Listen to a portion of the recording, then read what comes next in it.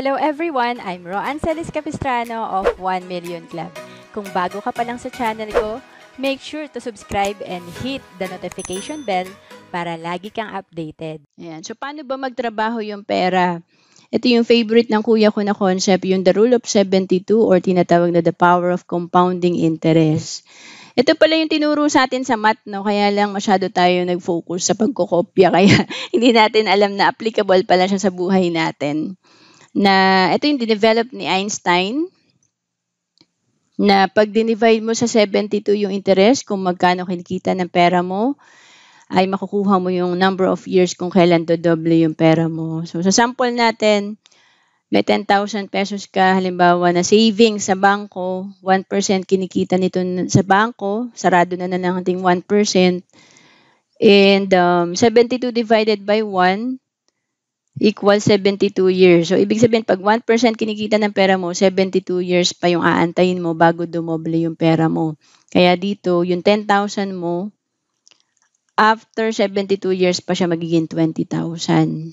Yan. So, kung nag-start ka ng 30 years old, plus 72 years, 102 years old ka na bago mo ma-hit tong doble na pera mo.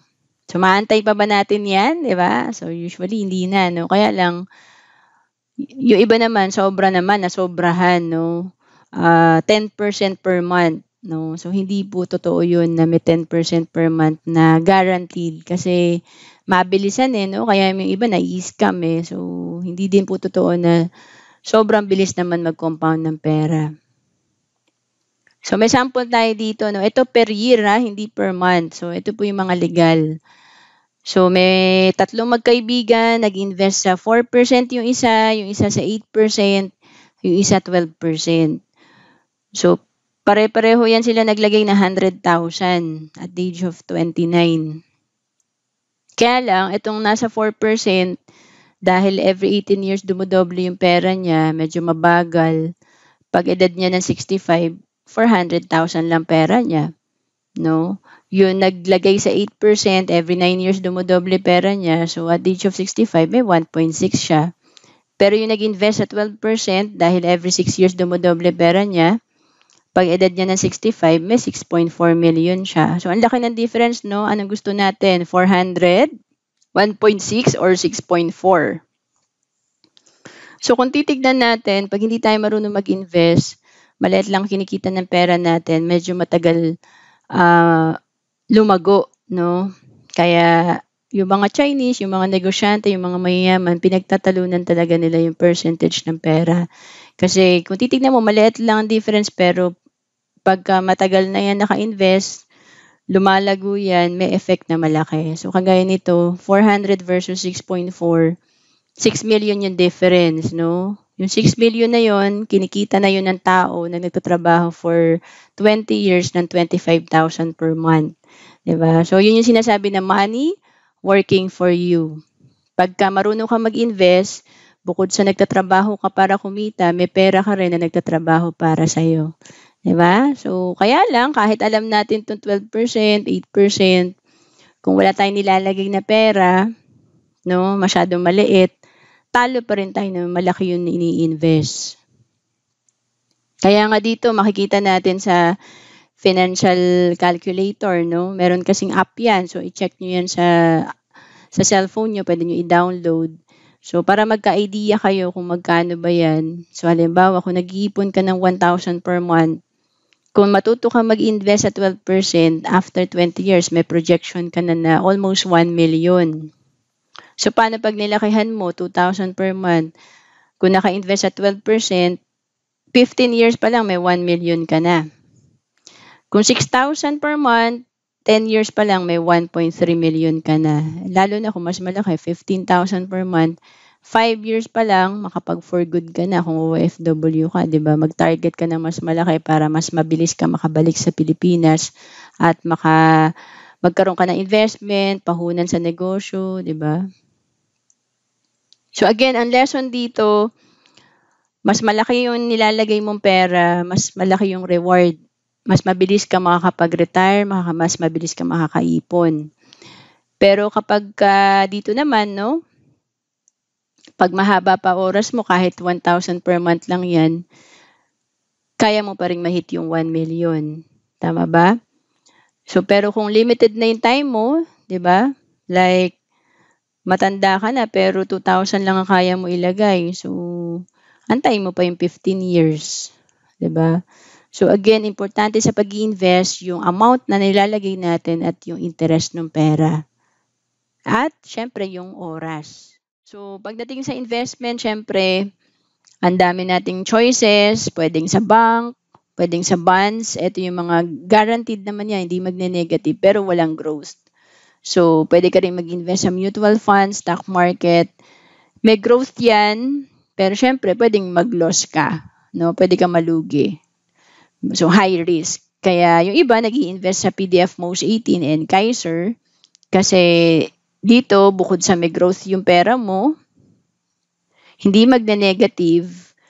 Sa Most 18 may life insurance. Sa Kaiser kompleto. May healthcare din siya, life insurance, hindi magne-negative. At may growth yung pera mo kung di mo nagagamit yung healthcare fund mo.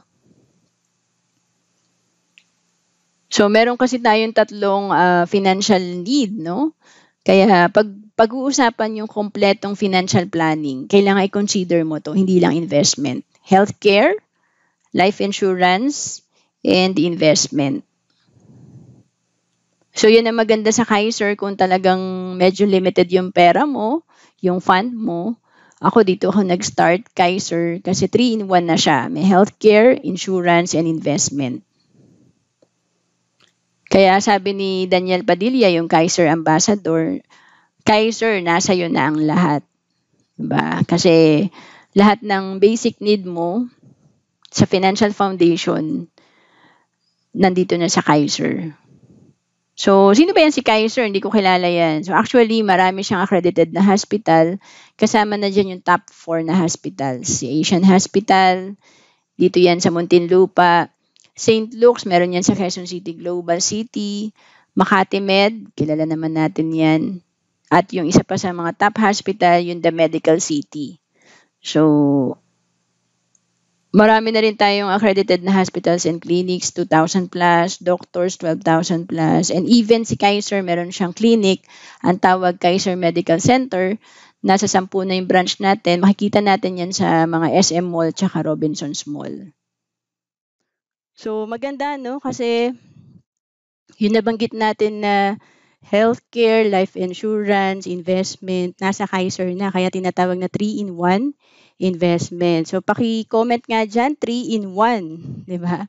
So, kasi, nandito na yung kailangan natin sa financial foundation natin. So, pag sinabing Kaiser, tatandaan nyo lang, 720. So, ano ba yung 720? 7 years mo lang babayaran and 20 years yung term niya. No? So, para mas maintindihan natin, kailangan ma-discuss natin yung benefits per period kasi may 4 na period to, no? Accumulation period, ano ba yung mga benepisyo mo during the first 7 years o habang nagbabayad ka. Extended period, ito naman yung after mo magbayad, ma-fully paid yung plan mo, ano yung benepisyo mo from 8th year to 20th year. And then pag nag-mature na, ito yung 20th year na, no? Naka 20 years na yung plan mo, matured na yan. So, ano yung mga makukuha mo? And kung hindi mo pa kunin yung mga benepisyo mo after 20 years, may tinatawag pa na long-term care period. Ayan, so pag-usapan natin yung accumulation period. Sa first 7 years, ito yung mga benepisyo mo habang nagbabayad ka. So, una is hospitalization or inpatient benefits. Ito yung pag ma-confine ka, meron kang benepisyo. And then, may free annual physical exam. Ito yung usual na APE na binibigay din sa atin sa ating short-term healthcare. So, ito yun, no? Meron tayong basic 5 na tinatawag. Ito yung physical exam, chest x-ray, routine fecalysis, urinalysis, and yung CBC. Of course, may dental benefit din yan. Meron tayong usual, no, na unlimited check-up sa dentist, tapos yung unlimited simple tooth extraction, no? Tapos may once a year na yung free dental prophylaxis or cleaning.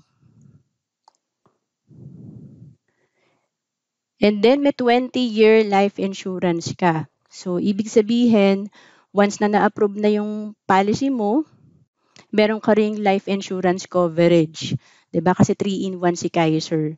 So ibig sabihin, meron din ditong coverage na halimbawa 450,000 yung life insurance coverage mo.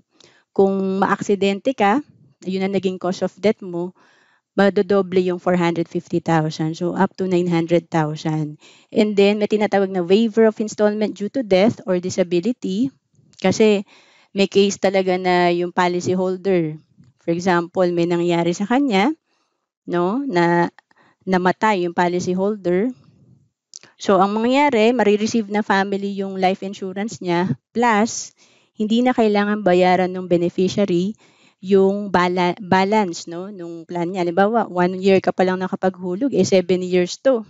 So, yung 6 years na balance, waive na. Ibig sabihin, fully paid na matatransfer sa beneficiary natin. Plus, naka-cheque yan, or pwedeng i-deposit sa bank account natin, yung nung beneficiary, no, yung life insurance coverage. Okay? So, malaking tulong sa pamilya kasi walang tapon nga na plan. Ikaw makakagamit kung tumagal yung plan or kung may mangyari sa'yo, transfer lang ng fully paid sa family mo. Okay? So next is extended period. Ano naman ang benefit natin no pagka fully paid na natin tong plan? Ito yung 8th year to 20th year. So again, meron pa rin siyang hospitalization or inpatient benefit. May may coverage sa in case na ma-confine tayo. Nadagdag yung consultation. Ito yung outpatient benefit, no? Pwede na yung mga check-up. And then maternity para sa mga babae. Kaya kumukuha rin yung iba dito kasi after 7 years, mako-cover na yung pre-existing illnesses, dreaded diseases, and ang nagustuhan ng karamihan, kapag hindi ka nagkakasakit kasi, may investment component siya. So, yung benepisyo mo, kung hindi mo nagagamit, may 10% compounding interest. No? So, again, based to sa plan type. The higher the plan type or the higher the plan, the higher the benefit or interest. Okay? So, paano yan, Ms. Roanne, no? Nag-mature na yung plan ko. Ito yung after 20 years. Good as cash na yan. So, sa first 20 years, hindi pa tayo pwedeng mag-withdraw. Pero yung lahat ng pondo natin na nag-accumulate, pwede natin gamitin for our healthcare-related expenses. And, may tinatawag na long-term care benefit. Ito yung base sa plan type. So, mamaya magsasample tayo. May tinatawag na long-term care benefit. Ito yung maging sakitin ka during that 20 years, may makukuha ka pa rin na guaranteed amount. And bonus, ang kagandahan dito sa Kaiser long-term natin, kapag hindi mo nagamit during the first 7 years na nagbabayad ka, diba? Dahil may short-term usually ang tao, so may bonus, ibabalik yung premium or return of premium, no? So up to 85% yan, ibabalik yung binayad mo, which is nagiging savings ng mga nag-i-invest. So para mas makikita natin yung computation, may sample tayo dito. At the age of 30, nag-start yung member no, na mag-Kaiser. And then, for example, yung maliit na plan, 30,000 per year. So, ang coverage niyan sa term insurance, sabi nga natin, meron tong 20 years na life insurance, 225,000. And then, ang contract price niyan, dahil 7 years to pay, so 30,000 times 7 years, naging 210,000 yung contract price. So, sa binayad natin na 210,000, ang projection niyan sa maturity, yung maturity value niya nasa 583,000. So, ito yung kung wala kang nagamit sa mga benefit mo. And, kung i-compare natin, halos triple yan, no? Kaya, ito yan, no? 583,000 minus 210,000, 373,000 yung naging income ng ating fund. And then, kung i-compute natin, 8.8% yan per year. Okay? So, of course, sinasabi nga natin, the higher the plan, the higher the benefit. So, for example, 60,000 per year yung plan mo. So, 450,000 yung term insurance, yung life insurance. So again, 60,000 times 7 years, 420,000 yung contract price. Ang maturity value niya nasa 1.1 million. So ito yung after 20 years, ito yung projection. And ang kinita niya, no, 1.1 million minus 420,000, 680,000. So again, 8.8% per year yung base sa computation natin. And kung i-compare natin, no, kasi ako mahilig din ako mag-save dati. Kaya lang sabi ko nga, medyo maliit yung interest. Kaya naghanap ako ng ibang pwedeng paglagyan. So, pag nag-save tayo ng 60,000 per year, sa loob ng 16 years, kung i-compute natin yan, nasa 960,000 lang. So, mas maraming kumukuha sa Kaiser kasi dito kasi 16 years ka nag-ipon pero dito 7 years ka lang naghulog. May projection ka na 1.1, 'di ba? So, anong gusto natin? 16 years tayo mag-iipon o 7 years lang? So, paki-type nga 16 kung dito tayo para sure, 'di ba? O dito tayo sa 7 para bukod sa may investment na tayo, may healthcare pa, may life insurance. Pang-apat na period. So, tutuloy tayo dito sa long-term care period kung hindi pa natin kinuha yung fund natin after 20 years or on maturity. So, may option kasi tayo sa maturity na kunin natin lahat or hindi muna natin kukunin lahat or pwedeng kalahati itira natin. So, kung ano man yung kalahati na natira natin or kung hindi naman natin kinuha lahat, ito yung mangyayari sa long-term care period. May 3 to 10% compounding interest yung fund natin. No, kagaya kanina sa 60,000 per year, may 1.1 million ka. So, kung hindi mo kinuha, meron niyang interest, no? And, yun na nagustuhan ng iba kasi at least kapag nagre-retire sila, kung di pa naman nila gagamitin sa healthcare, nagko-compound lang yung pera nila sa investment component. So, tignan natin, no? Napakaganda talaga mag-start na maaga. Kasi kung nag-start ka at the age of 30, 30,000 yung annual premium mo, 7 years ka naghulog. So, ang gagawin natin dyan, kung itong 583,000 mo after 20 years, hindi mo pa kinuha, on the 21st year, may 58,000 yan na interest kung 10% ang kinita. And then, based sa 10% compounding interest, pag edad mo ng 60, nasa 1.5 million na yan. No? Kung kumikita na naman ng 10%, may monthly passive income ka na 12,000. Diba? So, parang additional sa pension mo. Diba? So, again, ito yung money working for you. So, paano pa pag malaki yung ating investment? 60,000. So, 1.1 after 20 years, 10% of that is 110,000. So, di ba, at least pagka nag-senior ka, meron kang 3 million. And kung may 10% na naman yan, 300,000, kinukuha mo na lang yung interest ng fund mo, 25,000 per month. Di ba? So, pandagdag mo pa to sa SS mo or kung may iba ka pang investment and savings. So, again, ito yung mga benepisyo natin sa Kaiser, yung accumulation period, yung extended period. So, ito naman yung maturity na pwede na natin kunin yung fund. At kung itutuloy pa natin dito sa long-term care period, again, may interest yan, may investment ka na, meron ka pang healthcare. Okay? So, marami tayong Kaiser plan type. Actually, from K45, the lowest is K45.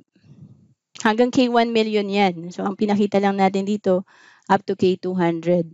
No? So, ibig sabihin yan, kung 10 years old to 40 years old ka, pwede ka pa dito sa K45 and K50. So, eto kasing Kaiser is, ang monthly niya nasa 2,647 lang per month kung mababang plan. So, yung K50 naman nasa 2,941. So, eto pwede ka pa dito kung nasa edad 10 to 40 years old ka. Ito yung minimum plan, no?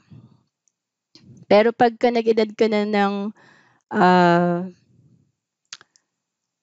41, no? Ito na yung minimum plan para sa'yo, K60, nasa 3,529. Kaya pa rin, no? Per month. And kung K75 naman, pag nag-edad ka na ng 51, no? 51 pataas, nasa 4,412 per month na yung minimum plan natin. So again, the higher the plan, the higher the benefit. And makikita na natin dito yung magkano yung insurance, magkano yung projection niya after 20 years, magkano yung babayaran mo. Even sa mga annual, no, may on top of that, pwede ka rin mag-spot cash. So, ibig sabihin, yung bayad mo na yung buong kontrata, hindi mo na siya hinulugan or installment. Ito kasi yung installment, pwede ring one-time payment. Okay? So, bakit maraming nag-i-invest sa Kaiser? Kasi bukod sa may long-term healthcare to, no? Tingnan natin dito. Kung nagsisave ka ng 60,000 per year, no? For 20 years, may 1.2 million ka. 'Di ba? Pero dito kasi sa Kaiser, 7 years ka lang mag-iipon ng 59,321 per year. Yung sa sample natin kanina na K100, no? So, 1.2 million yung projection yan after 20 years. Pero 7 years ka lang naghulog. Pero may long-term healthcare ka for 20 years or more.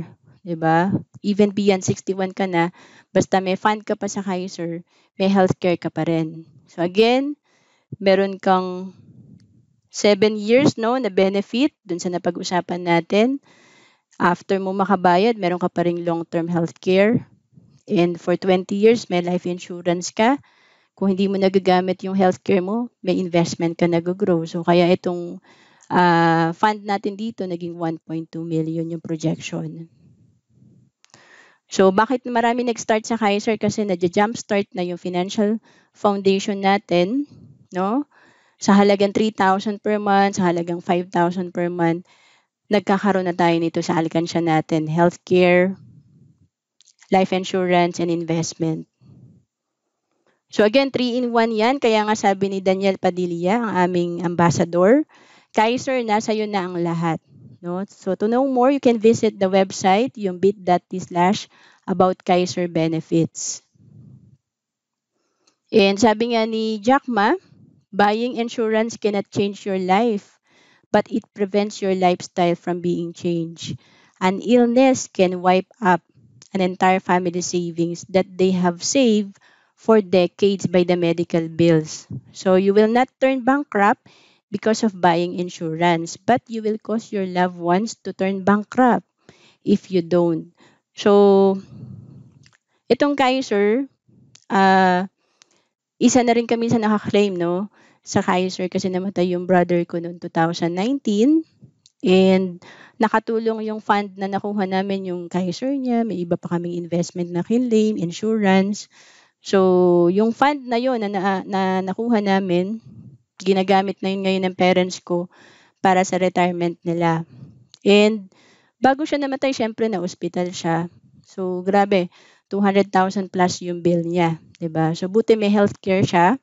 So, ang bigat nun kasi pag sinolder namin lahat yun, sobrang laki nun. 'Di ba? So, yun yung sinasabi na investment din talaga natin ng healthcare. Okay? To know more about Kaiser, pwede mo ko i-message sa Facebook, Roan Celis Capistrano, pwede rin sa WhatsApp, or email me at roan.capistrano@gmail.com.